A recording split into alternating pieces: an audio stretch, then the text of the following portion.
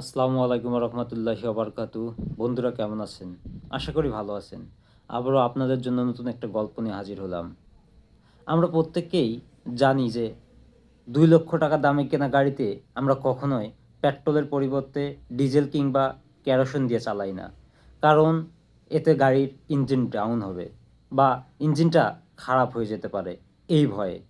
অথচ আমরা চাইলেই এই গাড়ির ইঞ্জিন যে কোথাও থেকে যে কোনো দিন যে কোনো মুহূর্তেই টাকায় কিনতে পাবো।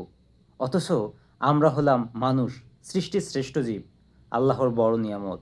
আমরা মদ, গাঁজা, সিগারেট ইত্যাদি বিভিন্ন রকমের নেশাজাত দ্রব্য পান করে আমাদের ভিতরে থাকা কোটি কোটি হাজার কোটি টাকা দামের ইঞ্জিনগুলোকে বিকল করে ফেলি।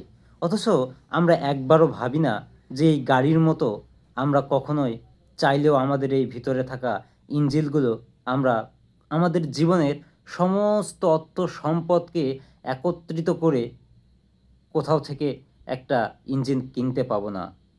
আমরা ৳২,০০,০০০ দামের কেনা গাড়ির কতই না যত্ন করি। অথচ নিজের জন্য আমরা একটুও যত্ন নেই না। আমরা সবসময় এসব নেশাজাত দ্রব্য নিয়েই মগ্ন হয়ে থাকি। ধন্যবাদ সবাইকে।